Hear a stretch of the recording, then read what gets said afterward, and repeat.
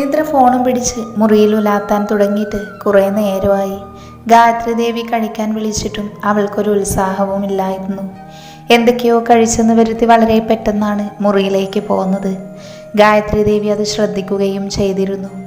എത്രയൊക്കെ ആലോചിച്ചിട്ടും അവളിലെ മാറ്റം എന്താണെന്ന് അവർക്കും ഒരു പിടികിട്ടിയില്ല.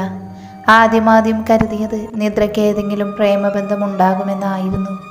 അവളോട് തന്നെ തുറന്നു ചോദിച്ചപ്പോൾ നിദ്ര അത് നിരസിക്കുകയും ചെയ്തതോടെ പിന്നീട് അവളിലെ മാറ്റത്തെപ്പറ്റി ഒരു പിടിയും ഇല്ലാതെയായി.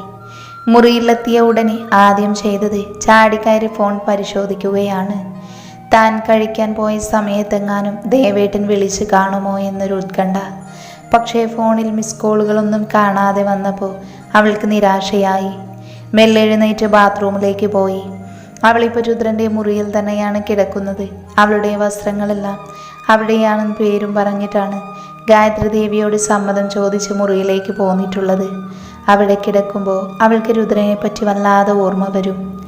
അവൻ കൂടെയുള്ളത് പോലൊരു തോന്നലാണ്. അപ്പോൾ എന്തെന്നില്ലാത്തൊരു മനസ്സമാധാനവും സുരക്ഷിതത്വവും അവളെ പൊതിഞ്ഞു പിടിക്കും. ബാത്റൂമിലിരിക്കുമ്പോൾ ഫോൺ റിങ് ചെയ്യുന്ന ശബ്ദം കേട്ട് നിദ്ര ഓടിപ്പിടഞ്ഞാണ് പുറത്തേക്ക് വന്നത്. പക്ഷേ അപ്പോഴേക്കും അത് കട്ടാവുകയും ചെയ്തു. കട്ടായില്ലോ, ബാത്റൂമിൽ പോകണ്ടായിരുന്നു. നഖം കടിച്ചുകൊണ്ട് നിദ്ര പറഞ്ഞപ്പോഴേക്കും അടുത്ത റിങ്ങായി. ചാടിക്കയറി അവൾ അതെടുത്ത് കാതോട് ചേർത്തു. അതോടൊപ്പം കട്ടിലേക്ക് മലർന്ന് കിടക്കുകയും ചെയ്തവൾ കിതക്കുന്നുണ്ടായിരുന്നു. എവിടെയായിരുന്നു എൻ്റെ പ്രിയ പത്നി? ഞാൻ കുറേ നേരമായല്ലോ വിളിക്കുന്നു. അവൻ്റെ സ്വരം അത്രയും അടുത്തായി ഒരു സ്വകാര്യം പറയുന്നത് പോലെ അവളുടെ കാതിൽ വന്നലച്ചു. അതിൻ്റെ മാസ്മരികതയിലെന്നോണം അവളുടെ ശരീരം ഒന്നാകെ ഒന്ന് കുളിർന്നു പോയി. അവൾക്കൊന്നും മിണ്ടാൻ പോലും കഴിഞ്ഞില്ല. ന്യൂസ് എല്ലാം കണ്ടില്ലേ? സന്തോഷമായോ? രുദ്രൻ്റെ സ്വരം വീണ്ടും. നിദ്ര നീട്ടിയൊന്ന് മൂളി. ഇത്രയുള്ളൂ റിയാക്ഷൻ? ഇത്രയും കഷ്ടപ്പെട്ട് ഇതൊക്കെ ചെയ്തിട്ട് ആകെ ഒരു മൂളലോ? ഞാൻ കരുതി കെട്ടിപ്പിടിച്ചൊരു ഉമ്മയൊക്കെ തരുമെന്ന്. നിദ്ര അത് കേട്ട് നിശബ്ദയായി ചിരിച്ചുപോയി. അതിനിപ്പോൾ അടുത്തില്ലല്ലോ. അവൾക്കും കുറുമ്പ് പറയാൻ തോന്നി. അടുത്തുണ്ടെങ്കിൽ നീ തരുമോ? അവൻ്റെ ഭ്രമിപ്പിക്കുന്ന സ്വരം വീണ്ടും. ചിലപ്പോൾ തന്നേക്കും. അത് പറയുന്നതിനോടൊപ്പം കട്ടിലൊന്ന് കമിഴ്ന്ന് വീഴുകയും ചെയ്തവൾ. അവൻ്റെ ആ സ്വരം കേൾക്കുമ്പോൾ അവൾക്കും തോന്നുന്നുണ്ട് ആ നെഞ്ചിൽ ചേർന്ന് പിടിച്ച് അങ്ങനെ കിടക്കാൻ. അത്രയ്ക്കും ഭ്രാന്ത് പിടിക്കുന്നുണ്ട് അവനിപ്പോൾ അവളെ. എന്നാലേ ആ ബാൽക്കണിയിലെ അവൻ പറയുന്നതിനോടൊപ്പം തന്നെ അവളും മൂളുകയായിരുന്നു. വാതിലേ ഒന്ന് തുറന്നേ. കമിഴ്ന്ന് കിടന്ന് കാലുകൾ മേൽപോട്ടാക്കി ആട്ടി കിടന്നിരുന്നവൾ ഞൊടിയിടയിലാണ് അത് കേട്ടതും ചാടി എഴുന്നേറ്റു നിന്നത്. ഫോൺ കട്ടിലേക്ക് ഇട്ടുകൊണ്ട് ബാൽക്കണിയിലേക്കുള്ള ഡോറ് തുറക്കാൻ ഓടുമ്പോൾ അവൻ കളിപ്പിക്കുകയാണോ എന്നൊരു ഭയം അവൾക്കുണ്ടായിരുന്നു.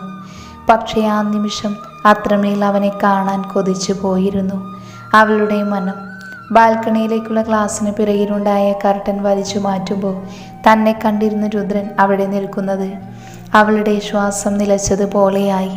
പിന്നെന്തൊക്കെയാണ് നിദ്ര ചെയ്യുന്നത്? അവൾക്ക് തന്നെ ഒരു ബോധവുമില്ല.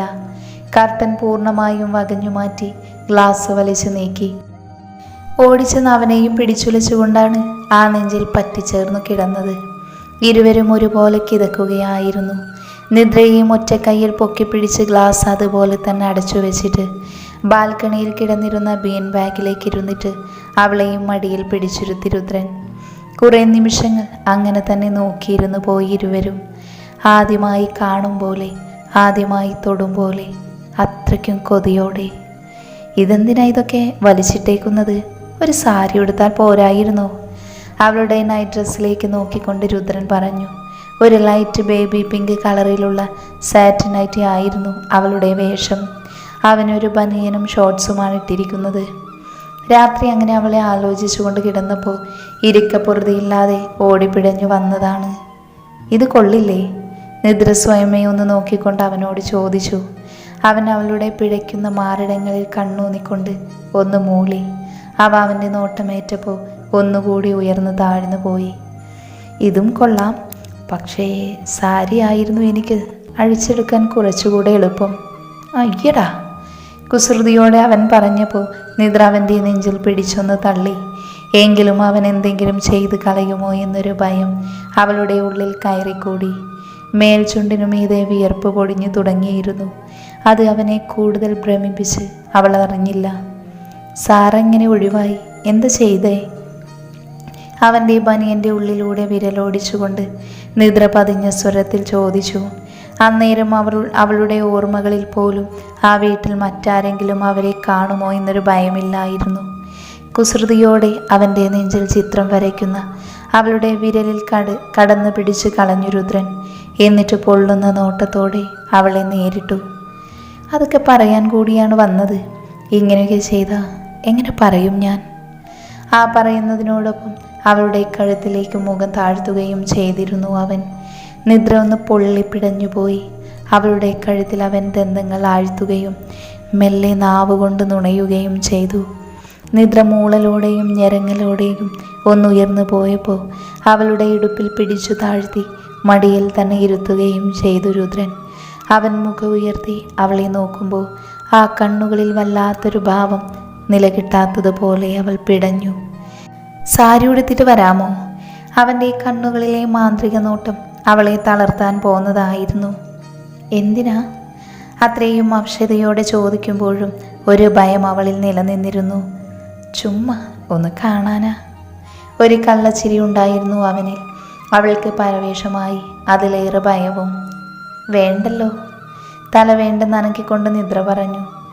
എന്നാ വേണ്ട. രുദ്രനും സമ്മതിച്ചു. നിദ്ര ആശ്വാസത്തോടെ അവൻ്റെ മാറിലേക്ക് ചാഞ്ഞു കിടന്നു. പിന്നീട് അവൻ വിശദമായി സാറയെ പൂട്ടിയ കാര്യം പറഞ്ഞു. ആദ്യം മുതൽക്ക് തന്നെ എല്ലാം വിശദമായി തന്നെ. സാറയാണ് തന്നെയും രുദ്രനെയും ആ ഹോട്ടലിട്ട് പൂട്ടിയതെന്ന് ഓർത്തപ്പോൾ അവളുടെ കണ്ണുകൾ മിഴിഞ്ഞുപോയി. അവൾക്കതൊന്നും വിശ്വസിക്കാൻ കൂടി കഴിയുന്നുണ്ടായിരുന്നില്ല. ആരിനെ പങ്കാളിത്തവും അവളെ അമ്പരപ്പിച്ചു കളഞ്ഞു. ഒടുവിൽ ആരിനെ കൊണ്ടെല്ലാം പറയിപ്പിച്ച ശേഷം സാറയെ കാട്ടുപ്രദേശത്തേക്ക് വിളിച്ചു വരുത്തി ആൽവിനെ കൊണ്ട് വിവാഹം കഴിപ്പിച്ചതടക്കം എല്ലാം പറഞ്ഞു രുദ്രൻ. ഷോ, പോൺ ഡയറക്ടറെ കൊണ്ടോ? എന്നാലും അത്രയ്ക്കൊക്കെ വേണമായിരുന്നോ?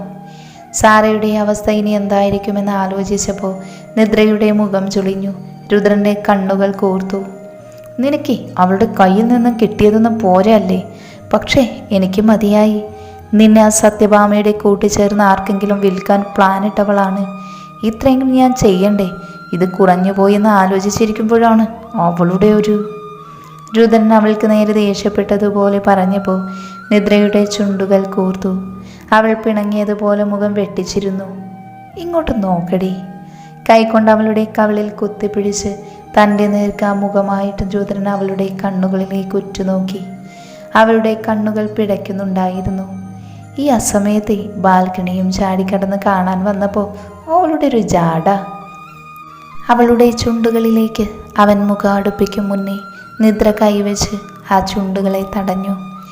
ഞാനേ ഈ മുറിയിലാണെന്ന് എങ്ങനെ മനസ്സിലായി? അതൊക്കെ മനസ്സിലായി പൊന്നേ. അവൻ്റെ ചുടുനിശ്വാസം അവളുടെ കൈപ്പത്തിയിലേക്ക് ഇരിച്ചു കയറി. പെട്ടെന്നാണ് അവളുടെ മുറിയുടെ വാതിൽക്കൽ ഒരു കൊട്ട് കേട്ടത്. ഉടനെ നിദ്ര അവൻ്റെ മടിയിൽ നിന്നും ചാടി എണീറ്റു. അയ്യോ അമ്മ! നിദ്ര ചാടിപ്പിടഞ്ഞകത്തേക്ക് കയറി ഗ്ലാസ് വലിച്ചകത്ത് നിന്നും പൂട്ടി. രുദ്രൻ അത് കണ്ട് കണ്ണുമിഴിച്ചിരുന്നു പോയി. ഗായത്രി ദേവി സംശയത്തോടെ പുറത്തു നിൽക്കുകയായിരുന്നു. നിദ്ര വാതിൽ തുറക്കാൻ സമയമെടുക്കുന്നത് കാണെ അവരുടെ മനസ്സിലാകെ പൊടിമറ വന്ന് മൂടുകയായിരുന്നു. എന്നാലും എന്താണ് ഈ പെൺകുട്ടി താനറിയാതെ ചെയ്തുകൊണ്ടിരിക്കുന്നത്? സ്വാഭാവികമായി പെൺമക്കളുള്ള അമ്മമാർക്ക് വന്ന് നിറയുന്ന എല്ലാ ആശങ്കകളും അവരിലും നിദ്രയെ പറ്റി ഉണ്ടായി. ഒരുപാട് സമയമൊന്നും എടുക്കാതെ അവളുടെ കള്ളത്തരം താൻ തന്നെ കയ്യോടെ പൊക്കുമെന്ന് അവർക്കൊരു ആത്മവിശ്വാസമുണ്ടായിരുന്നു. പെട്ടെന്ന് നിദ്ര വാതിൽ തുറന്നു കൊടുത്തിട്ട് അവർക്ക് നേരെ വെളുക്കനെ ചിരിച്ചുകൊണ്ട് നിന്നു. എന്താ അമ്മ ഈ നേരത്ത്? ഏതു നേരത്ത്? നിദ്ര വാതിൽക്കൽ മറ പോലെ നിൽക്കുമ്പോൾ സംശയത്തോടെ അവളെ ഒരു കയ്യാൽ തള്ളി നീക്കി അകത്തേക്ക് കടന്നു കയറിക്കൊണ്ട് ഗായത്രി ദേവി ചോദിച്ചു. അത് പിന്നെ ഈ കിടക്കാൻ നേരത്ത് അമ്മ വരുന്ന പതിവില്ലല്ലോ, അതാ ഞാൻ ചോദിച്ചത്. നിദ്രയുടെ നെഞ്ചടിപ്പ് ഏറുകയായിരുന്നു. ഇതുപോലെ രാധെ അവൾ ജീവിതത്തിലെങ്ങും അനുഭവിക്കാത്തതുപോലെ. എനിക്ക് നിന്റെ മുറിയിൽ കയറാൻ സമയവും കാലവും ഒക്കെ നോക്കണോ പെണ്ണേ? അവളുടെ മുഖത്ത് നോക്കാതെ ഗായത്രി ദേവി ചുറ്റുമൊന്ന് കണ്ണോടിച്ചുകൊണ്ട് പറഞ്ഞപ്പോൾ നിദ്രയുടെ മുഖം വാഴി. മുറിയുടെ സംശയിക്കത്തക ഒന്നുമില്ലെന്ന് കണ്ടപ്പോൾ ഗായത്രി ദേവി അവൾക്ക് നേരെ തിരിഞ്ഞു. കൈ രണ്ടും മാറിൽ പിണിച്ചുകെട്ടി അവളെ ചെരിഞ്ഞൊരു നോട്ടം നോക്കിയപ്പോൾ നിദ്ര മുഖം കുനിച്ചു. കള്ളത്തരം ചെയ്ത കുട്ടിയെ പോലെ നിദ്ര പകച്ചു നിൽക്കുന്നുണ്ട്. നീ എന്തോ എന്നിൽ നിന്നും മറയ്ക്കുന്നുണ്ടെന്ന് എനിക്കറിയാം. ഒരിക്കൽ ഞാനത് കൈയോടെ പിടിച്ചോളാം. അതുവരെ നീ ഇങ്ങനെ നടന്നു കേട്ടോ. ഗായത്രി ദേവി പറഞ്ഞപ്പോൾ നിദ്രയുടെ മുഖം വിളറി. അങ്ങനെയൊന്നും ഇല്ലമ്മേ, അമ്മയ്ക്ക് വെറുതെ തോന്നുന്നതാണ്. നിദ്ര അത് പറയുമ്പോൾ അമ്മയോട് കള്ളം പറയുന്നതിൻ്റെ എല്ലാ വിഷമവും അവളിലുണ്ടായിരുന്നു. ഇത്രയും നേരം ഇരുട്ടിയിട്ടും നീ എന്താ ഉറങ്ങാത്തത്? ആ ചോദ്യത്തിൽ വല്ലാതെ വിയർത്തു പോയിരുന്നു നിദ്ര. അമ്മേ, അത് ഞാൻ കുറച്ച് പഠിക്കാൻ പോവുകയായിരുന്നു, അതാ. അത് കേട്ടപ്പോൾ അവർ ചുറ്റുമൊന്ന് നോക്കി. എന്നിട്ട് നിന്റെ ബുക്സൊക്കെ എവിടെ? ആ ചോദ്യം കേട്ട് നിദ്ര വിരണ്ടുപോയി. അത് പിന്നെ അമ്മേ, ഞാൻ പഠിക്കാൻ തുടങ്ങുന്നതേ ഉള്ളൂ, അപ്പോഴേക്കും അമ്മ വന്നു. നിദ്ര പതിയെ പറഞ്ഞു.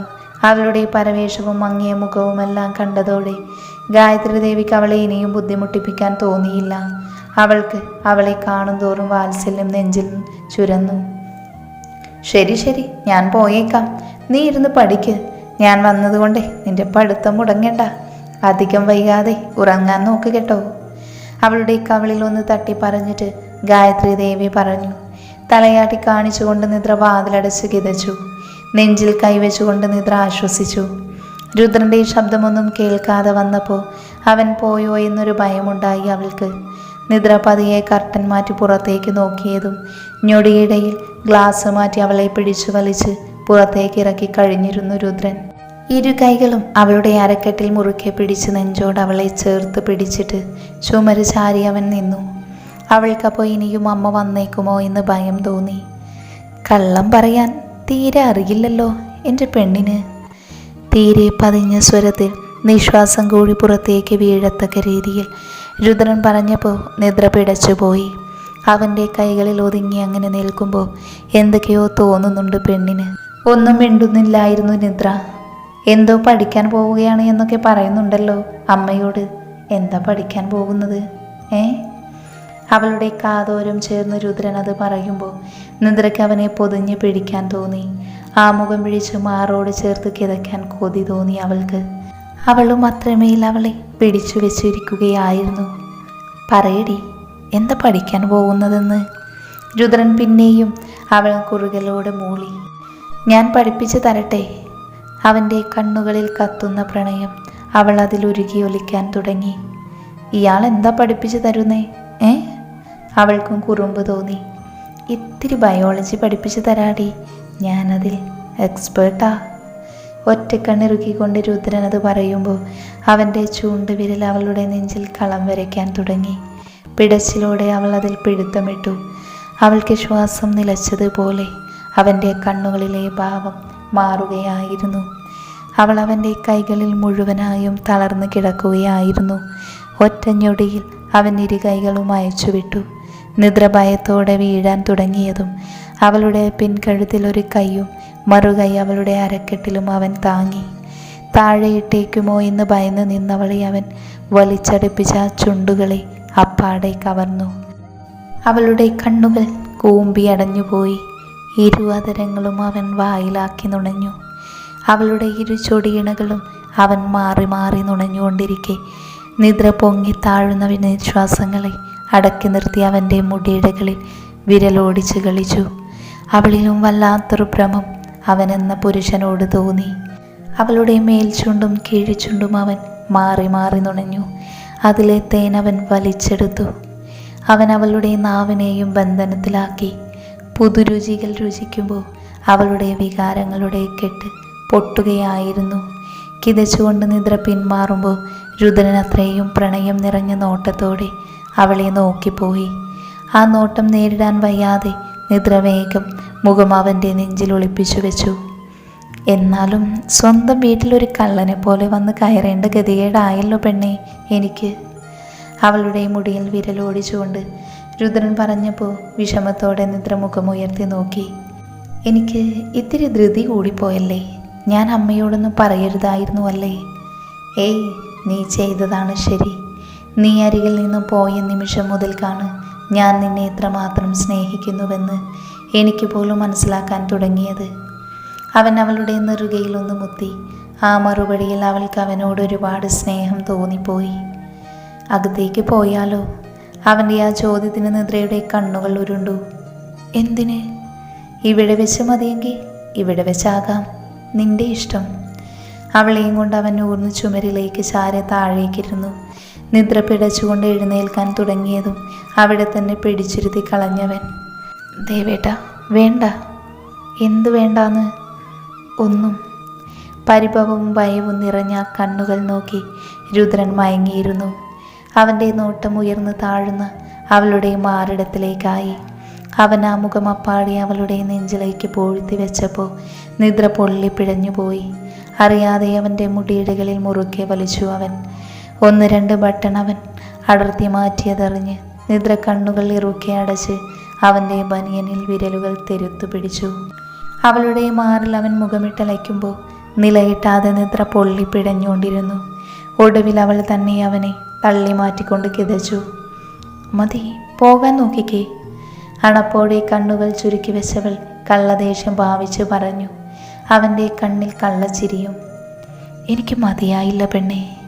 മുഖം താഴ്ത്തി അവൻ വരുന്നത് കണ്ടതോടെ നിദ്ര അവൻ്റെ കരവലയത്തിൽ നിന്ന് അകന്ന് പിടഞ്ഞു മാറി. പിന്നെയും വലിച്ചടിപ്പിച്ചവൻ അവളെ പിന്നിൽ നിന്നും ചേർത്ത് പിടിച്ചു. ഇപ്പോഴവൻ്റെ മുഖം അവളുടെ തോളിലാണ്.